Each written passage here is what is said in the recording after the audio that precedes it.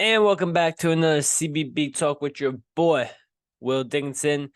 December is here, so happy December. Christmas season has begun. It was a great November in the sport of college basketball. A lot of great, amazing games, Thanksgiving feast week, and it ended very strong. Well, the second to last day ended very strong. So let's dive in to what was Wednesday's games. We did a podcast before Wednesday, and we're back here talking about those games, and we'll preview the weekend. But the big dog coming out tonight, UConn Kansas, big game in Lawrence. UConn has lost a non-con game. It's been a minute since UConn's lost their last non-con game. The two last national champions playing against each other. Going to be an amazing game. But let's talk about some Wednesday games real quick. Got updated my top 25 here. I'm going to throw that in the description. I feel like I've been forgetting to do that. And the biggest mover up was Colorado State, moving up 11 spots to number 14 in my rankings after a nice win over Colorado at home. Look, Colorado State's a for real team. Lamar Stevens. Not Lamar Stevens. Why did I say Lamar Stevens? I don't know. Lamar Stevens, I swear, is on like the Cavs. Wasn't the Cavs. Anyways, big game, big win for Colorado State. I don't know why I'm leaning with Colorado State, but fuck it, I'm leaning with Colorado State.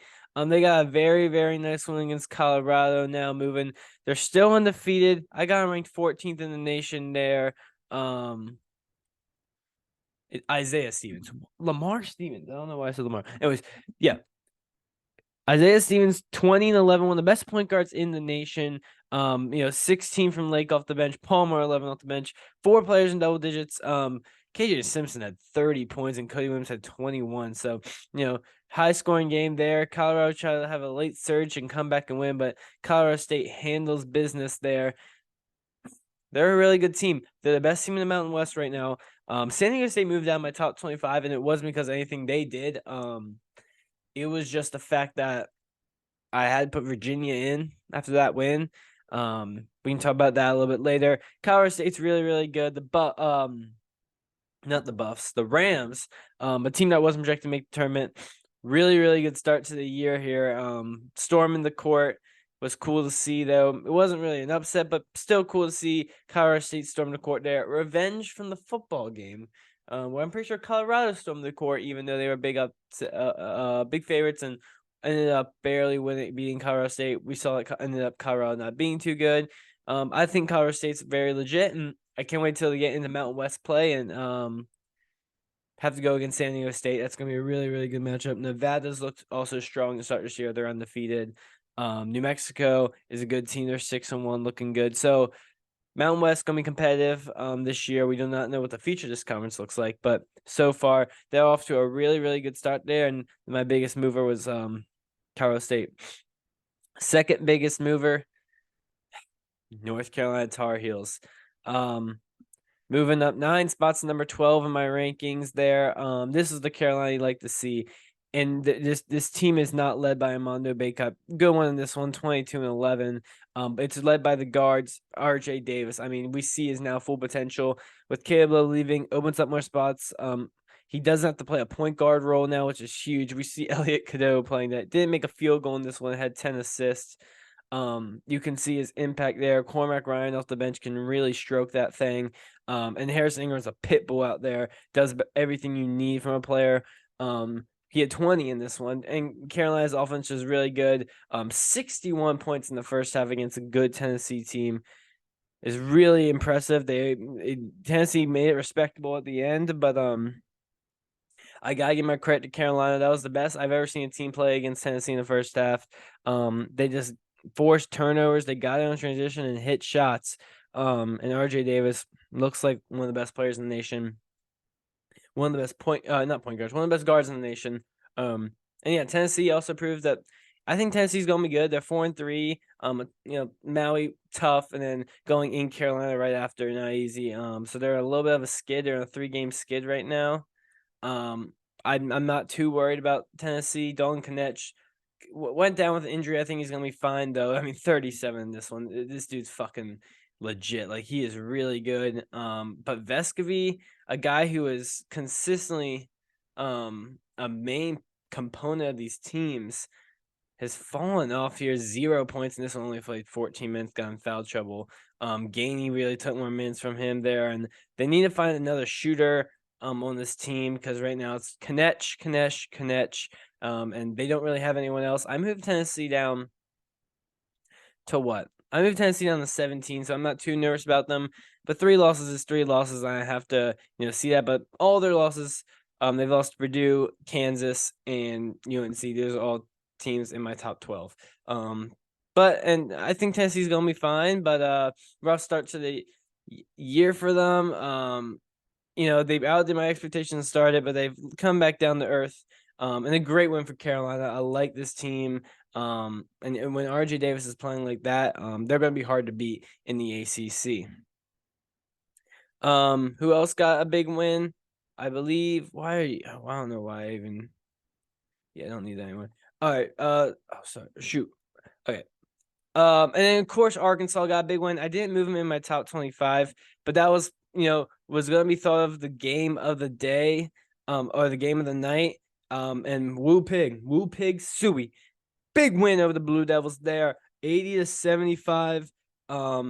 Close game at half. Duke tries to make a late run at it, but it wasn't enough. Trayvon Bazile and Khalif Battle combined for 40 points in the victory there.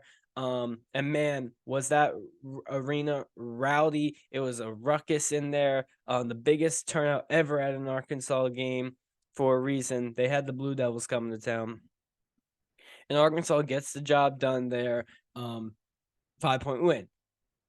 Arkansas, big win. You don't want to be 4-4. A team I had in my top 10, Arkansas, coming into the year. They're just I didn't have space for them in my rankings, and that's the bottom line is I just didn't have space for them.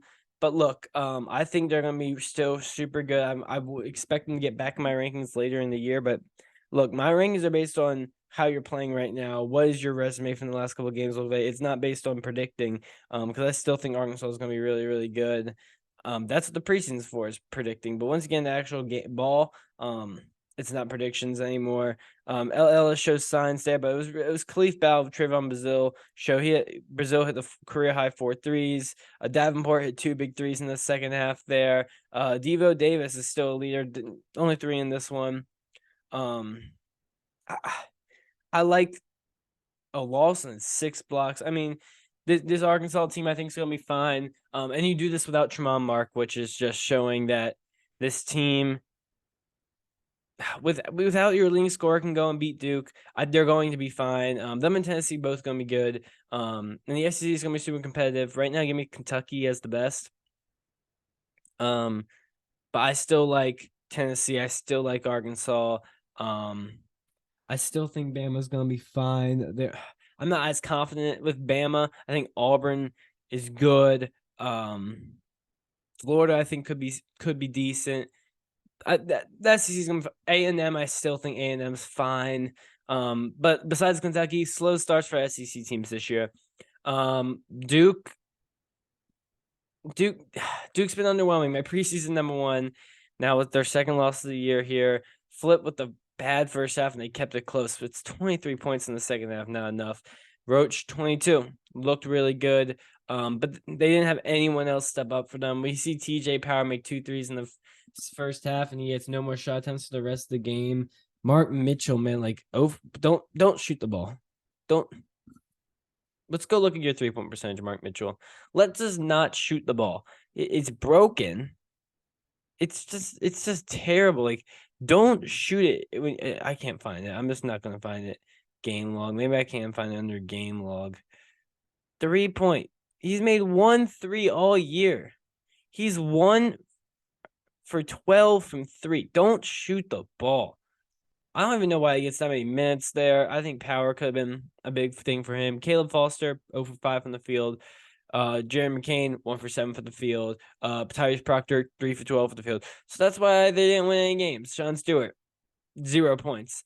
They're figuring out their rotation, but they're going to need some freshmen to step up there, and Proctor needs to start taking the step. I mean, 7 points here is just not what you're looking for, and they didn't shoot the 3 ball well at all this game. Jeremy Roach, I mean, he's giving you what you expect. Flipkowski doing what you expect, but when I'm this season I was wanting someone else to take that leap for this team. And that's why I thought they're going to be elite, because I thought 2 or 3 of those players could take elite roles and step up and be one of the best players in the ACC. And so far, these players haven't done it. That's why Duke's 2-loss team there. I think they're number 11. I still have them above Carolina because I think they're better. You've lost to a hard Arkansas team on the road, which I don't know how many teams can go in there and win. And then you lost to Arizona, who is really, really good too. But Duke is, I think Duke's fine, but it sucks to see the team. Sorry, I thought it was gonna be the best in the nation. Kind of sucked to start the year, which is unfortunate. Virginia. Let's talk about my Cavaliers real quick. Dude, this team is just a pain to watch. Like, it's such a pain to watch. They win this game 59-47. So shout out UVA for stopping a really good offense in A&M. They have the best defensive duo in the country. I mean, Reese Beekman and Ryan Dunn. Dunn had 5 blocks and 3 assists, and Reese Beekman has 5 blocks, 3 steals. Reese Beekman has 3 steals, 2 blocks. So it's the best defensive duo in the country. Ryan Dunn, I think, can be a high-end NBA player. I think if he can find the 3-ball, hit 2 in this one. No bench points concerning. Hell yeah, it's concerning. No one on their bench played more than 10 minutes. So all their starters played 30 minutes. Like they're going to have to find some depth. Blake Buchanan, who got a really good start to the year, 6 minutes in this one. So they're going to find some sort of rotation. They're going to need bench points, but good win at home at JPJ for Virginia. Moved them up back into my rankings. Obviously, the offense is a concern. Like obviously, you should not be relying on allowing your team, the other team, to score under 50 points. But it's gonna be effective at times, and it helped tonight. Yeah, only one double-digit score. Wade Taylor really struggled, and look, they're running down the shot clock. They're not giving any easy shots, and that's what Virginia basketball is. But damn, it's not a fun watch. But yeah, moved them to 24. Moved Texas A&M down to 25. So I think Texas A&M will bounce back. I'm more confident in them than Virginia, but Virginia beat them, and I have to respect that win there. But they're not the best team in Virginia. Give me the Dukes. Right now, I think the Dukes are a better team. Shout out to them, undefeated. Let's just give a shout out to Princeton. I want to put Princeton in my top 25. I'm so close every time, but then another team just gets a bigger enough win. I was considering putting Princeton over Villanova, so coach, we're about to get to that. But shout out to Princeton. Good win on the road against Bucknell. They were down, came back, and that win by over 10. I think it was 15. So Princeton, I know, I see you. I know you're good. I just can't find a spot for you at the moment. But keep winning, and you'll eventually get in. Auburn destroys Virginia Tech. Auburn was very close to being ranked. And then what was the other game? Oh, it was Villanova ended up losing. I think I talked. No, I haven't. Yeah, I haven't talked to this. Villanova is the weirdest team in the country. They've lost to Penn earlier in the year. Okay. A weird road environment, I think. And then you go win Atlantis. Very, very impressive. Being UNC. Beat Texas Tech. Who else did they beat? They beat Memphis. Those are three great wins. And then you just go. And then you come back and you lose. You lose. And you lose to freaking St. Joe. St. Joe's is a decent team. They took Kentucky to overtime on the road. So shout out to St. Joe's. Maybe they can be a tournament team this year. We'll see. But Villanova is just something weird about Villanova. I think they can be really, really good. They showed they can be really, really good. I thought they were going to be back. And then you do this. They moved them down to 21, moved them down 4 slots. They're behind Clemson, Illinois, JMU, Tennessee. I still think Tennessee's better. Texas with 1 loss. Creighton got a nice win yesterday. 1 loss. Colorado State undefeated. They're above Memphis because they beat them. BYU's undefeated. Virginia 1 loss. I think they can beat Villanova. Texas A&M I think can beat Villanova. San Diego State dropped out. Can probably beat Villanova. Princeton, who knows? Probably can beat Villanova. Oklahoma. Villanova is a susceptible, weird team.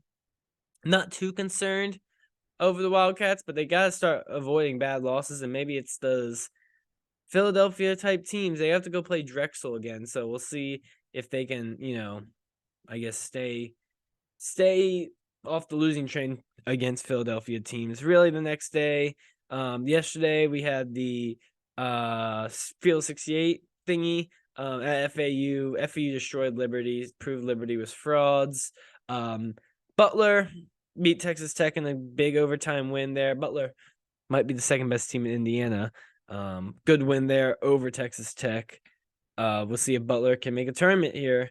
Oklahoma destroyed Pine Bluff. Crane, nice road win there. Baylor Scheinman had 21 in that one. But that was besides it. But let's get into this weekend slate, which is going to be very, very exciting. Because look, yesterday was bad, and of course we have great college football, which is probably the main event. College football playoff will be announced by the next time we talk, which will be always controversial, always fun discussion to have is the college football playoff, because it's really just, it's kind of sucky. College football playoff is. Wow. I thought FAU was only a 4-point favorite over Charleston. I was gonna say, what the hell? Houston has to go on the road at Xavier.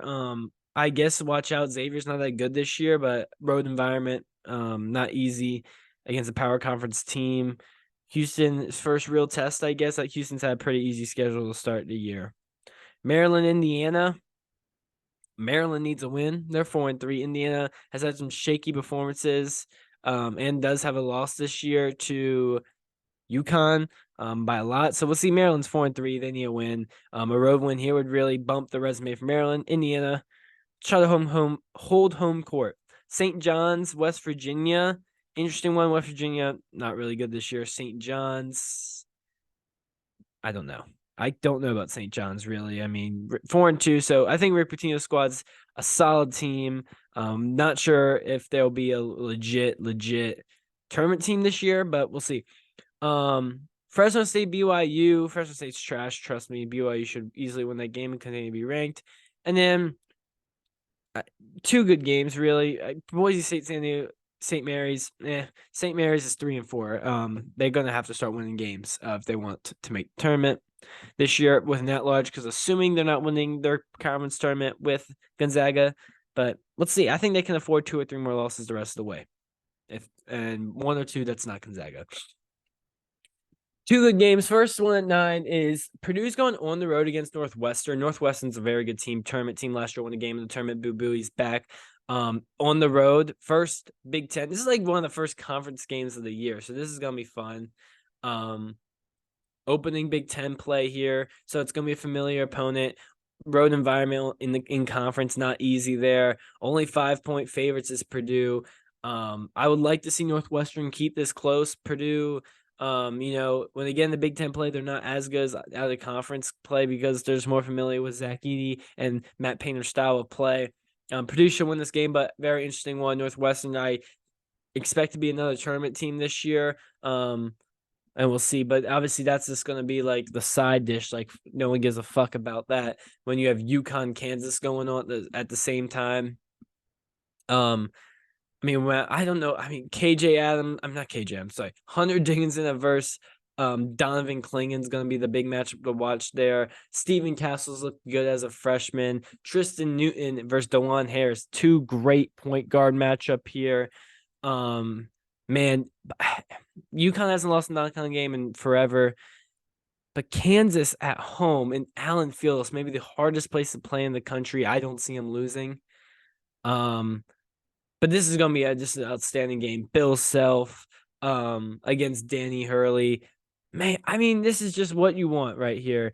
2 big brands, the 2 most recent national champions going in a true home environment in Kansas. This is a part of that the Gabbett games. I think the Big 10, Big East, we've seen all the Big 12, Big East challenge, and they gave the best 2 teams against each other, which is going to be super, super fun. Give me Kansas at home. If UConn wins, they might move up to number 1 in the country. Or they probably won't, but they'll move up to number 2 in the country. If Kansas wins, it's a good win. They'll probably move back up because they're going to be moving over Houston. If they win that game, I got Kansas at number 5 in the nation.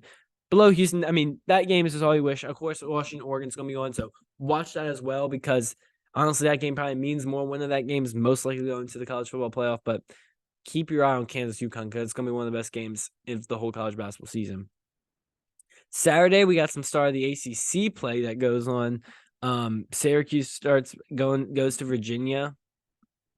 Syracuse, I think, is actually decent. I think they can be a tournament team there.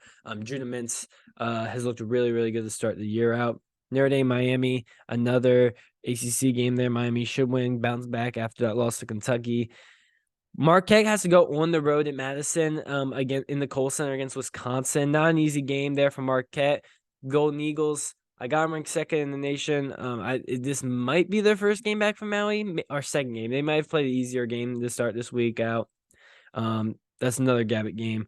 Should be a good one there. Wisconsin needs a win. They've beat Virginia this year, have some good wins, but also have some losses. They've played a tough schedule. Florida State, UNC. Expect UNC to have an easier win there. Princeton plays Furman. That's a good matchup. These are two teams that won games in the NCAA tournament last year. I think Furman can be another tournament team. I'm a big Princeton guy this year. Memphis, Ole Miss. Really, really good. Ole Miss undefeated. They haven't had really any tough competition. They played NC State this week, got a big win. Memphis, on the road, not going to be easy there. We'll see if Ole Miss can win that game. At home, I don't know if they. We'll see how legit they are because I literally just don't know if they're legit. Duke goes on the road against Georgia Tech. Could be a nice bounce back win there for the Blue Devils. So yeah, so start count. Michigan, Oregon's going on. Would be a really good college football game. It would. That'd be a great college football game. We'll see if Oregon fans are happy tomorrow. This could potentially be the college football playoff semifinal. It could be the national championship. We could see this game in the college football playoff. If it was football, give me Michigan. If it's basketball, I don't know. I honestly don't know. Oregon, I just don't know how good Oregon is. They're 2-point favorites at home, but I thought Michigan's gonna be really good. And they've been on a losing streak recently, so give me Oregon. They win that one there. Illinois Rutgers could be a decent game. Big Ten one there. Not easy. It's not easy to win at Rutgers on first Illinois real test since they've played Marquette. I got them ranked for a reason. Prove me right. Illinois. I'm trying to look. Colorado State has to go at Washington. Oh, no, this is not at Washington. This is a Vegas game. Gonna be a good one there. Colorado State, I expect to win. Neutral site. They've been playing really, really good. And yeah, USC Gonzaga. I don't think Bronny James is returning in this one, but he is eligible. I'm super excited to see Bronny play. I'm really rooting for him. And yeah, I mean, look, you can hate all you want on LeBron or whoever, but that's gonna be a really good game there. And Gonzaga, I mean, USC's struggled this year, so they're gonna need to try to beat Gonzaga, but I think Gonzaga's still really good. One loss to Maui, not too concerned about. And then on Sunday, I'm not actually sure if there's any good games. Clemson, Pitt, no. I mean, it's a road game for Clemson. I'm sure a couple of these teams will lose on the road this week. But that's really it. I mean, this is going to be a good week of college basketball, college football. I'm going to give you my quick predictions on the college football playoff. So I think Georgia's going to beat Bama. I'm kind of tired of this Bama's going to beat Georgia nonsense. I don't think Jalen Milroe is that good. I don't think Carson Beck's that good either, but give me Georgia beating Bama. Then Big Ten championship, Michigan's in. So Georgia's going to be the one. Michigan's going to be the two. I think Florida State is going to win. And I think that means they're going to be in. So then it's going to come down to the winner of the Pac-12 or Texas. I think that Oregon's going to beat Washington. I think the 9.5-point spread is crazy. I do think that's crazy. And being a 9.5-point spread over a team you've lost to makes no sense to me. So I think it's going to be close, but I do think Oregon's just a slight better. But prove it to me, Oregon, tonight. So give me Oregon to win, and then give me Texas to win. And then it's Oregon or Texas. Boom, they put in Oregon. And I think it's going to be the 1 seed Georgia, 2 seed Michigan, 3 seed Oregon, and 4 seed Florida State. And then you have Georgia, Florida State, Oregon, Michigan in the semifinal. It could be some weird scenarios. Bama wins. We'll see what happens. I think Florida State, and people are saying Florida State shouldn't be in. If you go undefeated in the power conference, you got to be in. We saw Ohio State win a national championship with a backup quarterback. It can happen.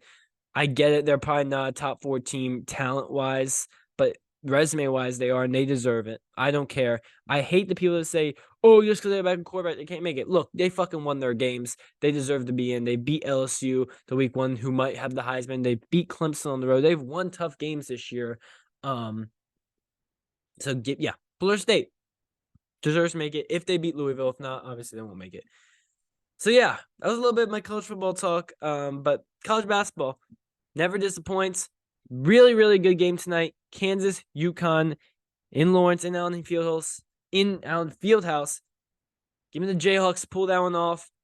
I'll come back to you on Monday. So I'll see you then. Peace.